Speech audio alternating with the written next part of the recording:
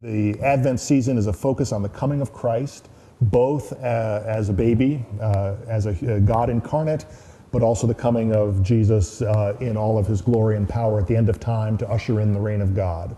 So the season is marked by the 4 Sundays prior to the Nativity, prior to Christmas. So the last Sunday of Advent can be, as it is this year, Christmas Eve, or the day of Christmas Eve, and as early as a week before Christmas, and then extends 4 Sundays prior to that.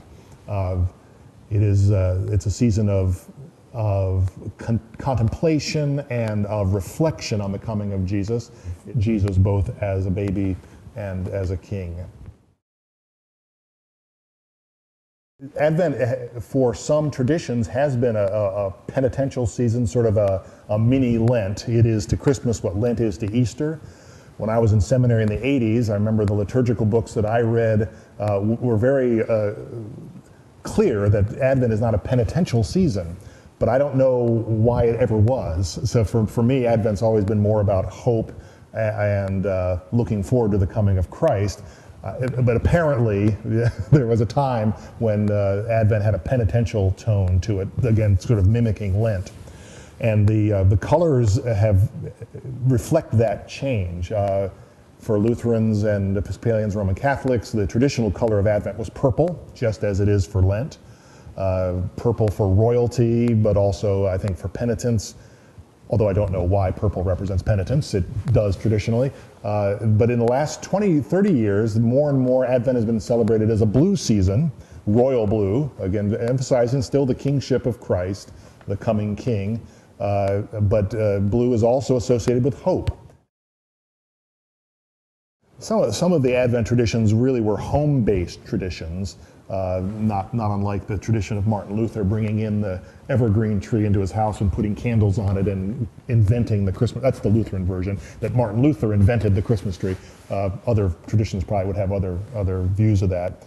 But the idea of bringing in symbols like holly and evergreen that continue to stay green through Christmas, because it's a very northern hemisphere season. You can. So I think that's so the Advent wreath often will have greenery around it. Some churches have hanging of the greens sometime at the beginning of Advent, just to be surrounded with green when all the trees, of course, are brown and dead or dormant. That would be a way that some of those things are brought into the church tradition.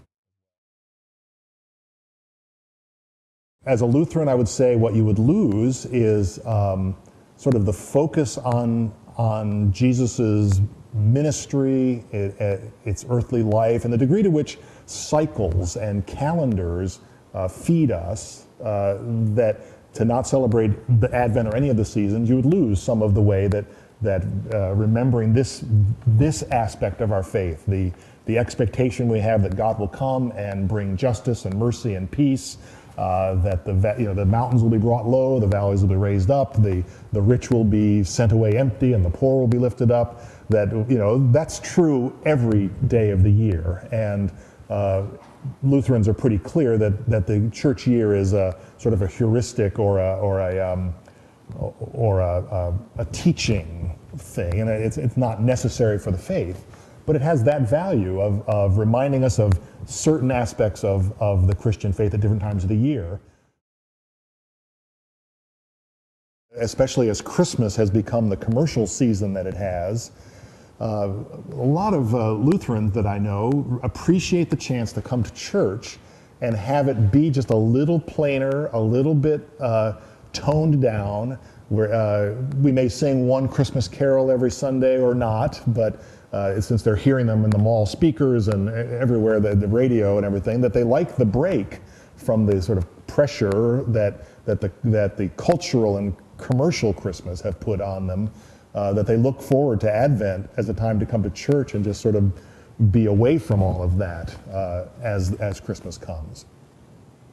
I really resonate with the light imagery of Advent, that as the world gets darker, whether that's a spiritual dark or a literal dark in the northern hemisphere at least, the sort of resistance against the darkness of lighting candles toward the coming of the light of the world remains for me a very meaningful symbol. I'd say that's thing that I like the most about Advent, is that play of light and dark.